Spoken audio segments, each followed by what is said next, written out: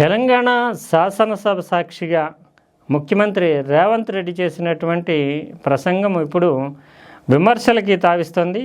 స్వయంగా బీఆర్ఎస్ ఇప్పుడు ఆయన మీద ప్రివిలేజ్ మోషన్ అంటే సభా హక్కుల ఉల్లంఘన నోటీస్కి సంబంధించినటువంటి ప్రక్రియని చేపట్టింది. ఇది రెండు తెలుగు రాష్ట్రాలకు సంబంధించినటువంటి అత్యంత కీలకమైనటువంటి వివాదం కావడం అనేది, అందులో తాను అంటే సాధికారికమైనటువంటి ఆధారాలు ఏమీ లేకుండానే రేవంత్ రెడ్డి రాజకీయంగా ప్రతిపక్షం మీద పై స్థాయి సాధించడానికి చేసినటువంటి ప్రసంగంగా వాస్తవాలు వెల్లడవుతున్నాయి. ఒకవైపు రాయలసీమ లిఫ్ట్ ఇరిగేషన్ అనేది కృష్ణా జలాలకు సంబంధించి జలవనరులే ఈ రెండు రాష్ట్రాల మధ్య ఉండేటటువంటి అతి ప్రధానమైనటువంటి కాంట్రవర్సీ.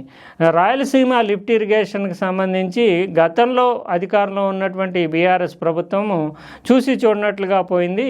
ఇప్పుడు జగన్మోహన్ రెడ్డి టైంలో రాయలసీమ లిఫ్ట్ ఇరిగేషన్ ద్వారా నీటిని తరలించుకుంటూ వెళ్ళిపోయారు. కానీ తాను అధికారంలోకి వచ్చిన తర్వాత అటు ఆంధ్రప్రదేశ్లో చంద్రబాబు నాయుడు అధికారంలోకి వచ్చిన తర్వాత తాను ప్రెజర్ చేయడంతో అంటే తన ఒత్తిడితోటే రాయలసీమ లిఫ్ట్ ఇరిగేషన్ పథకం ఆగిపోయింది. అందువల్ల తెలంగాణకి ప్రయోజనం చేకూరింది. కృష్ణా జలాల చౌర్యం, కృష్ణా జలాల దోపిడీని తాను అడ్డుకోగలిగాను. అందుకు ముఖ్యమంత్రి చంద్రబాబు నాయుడుతో తనకు ఉన్నటువంటి సాన్నిహిత్యం ఉపయోగపడింది. అంతేకాకుండా తెలంగాణ హక్కులకు సంబంధించి తాను నిలబడతానంటూ రేవంత్ రెడ్డి శాసనసభ సాక్షిగా చేసినటువంటి ప్రసంగం ఇప్పుడు రకరకాల కోణాల్లో విమర్శలకి తావిస్తుంది. ఇది అందిపుచ్చుకుని అటు వైఎస్ఆర్సీపీ ప్రభుత్వంలో ఉండేటటువంటి గతంలో జగన్మోహన్ రెడ్డి వాళ్ళకి సంబంధించినటువంటి మంత్రుల స్థాయి వాళ్ళు తీవ్రస్థాయిలో స్పందిస్తూ చూసారా చంద్రబాబు నాయుడికి రేవంత్ రెడ్డికి ఉన్నటువంటి సాన్నిహిత్యము ఆంధ్రప్రదేశ్ జలవనరుల హక్కుల్ని దెబ్బతీస్తోంది. రాయలసీమ అంటే ఇరిగేషన్ ల్యాండ్ ఎక్కువగా కావాల్సినటువంటి రాయలసీమ నీటి కరువుతో అల్లాడేటటువంటి రాయలసీమకి చంద్రబాబు నాయుడు ద్రోహం చేస్తున్నాడు అంటూ వైఎస్ఆర్ కాంగ్రెస్ పార్టీ అటాక్ చేయడం, దీంతో ఇరుకున పడినటువంటి తెలుగుదేశం ప్రభుత్వం చంద్రబాబు నాయుడు స్వయంగా జోక్యం చేసుకోవాల్సినటువంటి పరిస్థితి ఏర్పడింది. అసలు ఏం జరిగింది రాయలసీమ లిఫ్ట్ ఇరిగేషన్కి సంబంధించి అంటూ సాక్ష్యంతో కూడినటువంటి కొన్ని ఆధారాలని అటు ఆంధ్రప్రదేశ్ ప్రభుత్వము చంద్రబాబు నాయుడు ఆదేశాల మేరకు బయటపెట్టింది.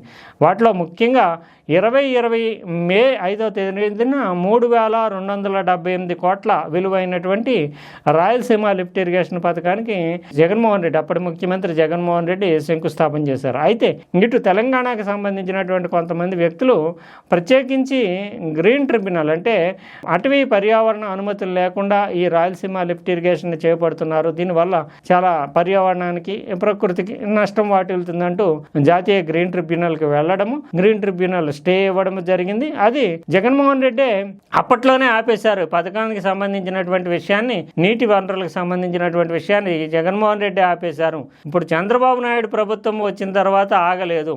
రేవంత్ రెడ్డి అసలు చంద్రబాబు నాయుడుతో మాట్లాడటము, ఈ పథకాన్ని ఆపేయమని చెప్పడము, దాన్ని అంగీకరించి చంద్రబాబు నాయుడు ఆపేయడం అనేది జరగలేదు. ఇది జగన్మోహన్ రెడ్డి టైంలోనే 2020లోనే ఆగిపోయింది అంటూ అటు ఆంధ్రప్రదేశ్ ప్రభుత్వం ముఖ్యమంత్రి చంద్రబాబు నాయుడు సూచన మేరకు ప్రత్యేకమైనటువంటి వివరణలతోటి మీడియాలో, మెయిన్ స్ట్రీమ్ మీడియాలో వార్తల్ని ప్రచురింపజేసుకుంది. ఇది ఇటు రేవంత్ రెడ్డికి పొలిటికల్గా ఒక సంకటమైనటువంటి పరిస్థితిగానే చెప్పాల్సి ఉంటుంది. అసలు ఏం జరిగింది అందులోని ఆంధ్రప్రదేశ్ ప్రభుత్వం అయితే 2020లోనే ఆగిపోయినటువంటి పథకాన్ని ఆ తర్వాత 3.5 కాలం పాటు అధికారంలో ఉన్నటువంటి జగన్మోహన్ రెడ్డి జాతీయ గ్రీన్ ట్రిబ్యునల్ స్టే ఇచ్చి ఈ పథకాన్ని ఆపేయడము, తర్వాత కేంద్రం కూడా పర్యావరణ అనుమతులు వచ్చిన తర్వాత మాత్రమే ముందుకెళ్ళండి అంటూ స్పష్టమైనటువంటి ఆదేశాలు ఇవ్వడం జరిగింది. దాంతో జగన్మోహన్ రెడ్డి 3.5 ఏళ్ల పాటు దాని గురించి పట్టించుకోలేదు, స్టేను కూడా వేకేట్ చేయించడానికి ప్రయత్నించలేదు. ఆయన హయాంలోనే ఆగిపోయింది అనేది ఆంధ్రప్రదేశ్ వాదన. ఇప్పుడు చూస్తే కనుక అసలు ఇంతకాలం అంటే బీఆర్ఎస్ హయాంలో అంతా జలవనరుల దోపిడీ జరిగింది రాయలసీమ లిఫ్ట్ ఇరిగేషన్ నుంచి.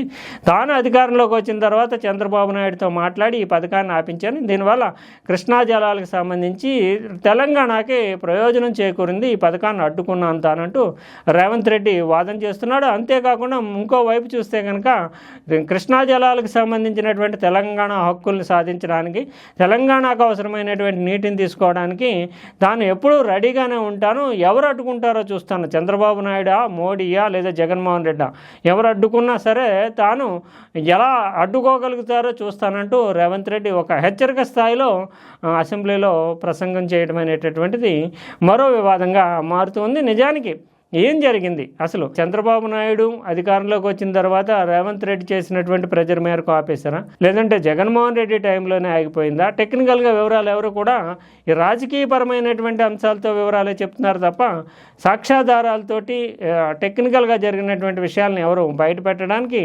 ప్రయత్నించడం లేదు. నిజంగానే ఒకవేళ చంద్రబాబు నాయుడు లేదు తాను జగన్మోహన్ రెడ్డి కృష్ణా జిల్లాలో ఆంధ్రాకి అన్యాయం చేశాడని చెప్పాలనుకుంటే అటు చంద్రబాబు నాయుడు అధికారంలోకి వచ్చి కూడా 1.5 సంవత్సరాలు అవుతుంది. మరి స్టేని 3.5 ఏళ్ల పాటు అక్కడ ఆపేసినటువంటి స్టేని వెకేట్ చేయించడానికి జగన్మోహన్ రెడ్డి ప్రయత్నించకపోతే 1.5 సంవత్సరాల కాలంలో చంద్రబాబు నాయుడు ప్రభుత్వము ఎందుకు స్టేని వెకేట్ చేయించలేకపోయింది? అంటే రాజకీయపరమైనటువంటి అవగాహన ఇటు రేవంత్ రెడ్డికి చంద్రబాబు నాయుడికి మధ్య ఏమన్నా ఉందా? అదే జరిగితే కనుక ఆంధ్రప్రదేశ్ ప్రత్యేకించి రాయలసీమ హక్కులకు కూడా భంగం వాటిల్లినట్లుగానే చెప్పాల్సి ఉంటుంది.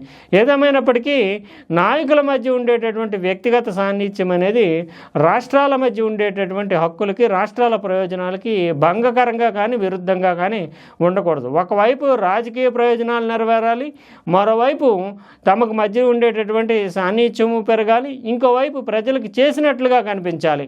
తమ హక్కుల కోసమే, అంటే ఆ తెలంగాణ హక్కుల కోసమే తాను పోరాటం చేస్తున్నాను అన్నట్లుగా రేవంత్ రెడ్డి కనిపించాలి, ఆంధ్రప్రదేశ్ కోసమే తాను కమిట్ అయి ఉన్నాను అన్నట్లుగా చంద్రబాబు నాయుడు కనిపించాలి. కానీ నిజమైనటువంటి ప్రయోజనాలు మాత్రం వచ్చినా రాకపోయినా రాజకీయపరమైనటువంటి ప్రయోజనాలే లభించాలని ముఖ్యమంత్రుల స్థాయిలోనే కోరుకుంటున్నారు.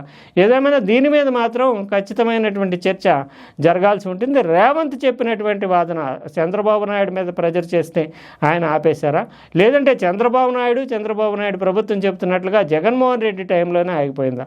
ఏదేమైనా వాస్తవాలు అయితే వెల్లడించాల్సి ఉంటుంది.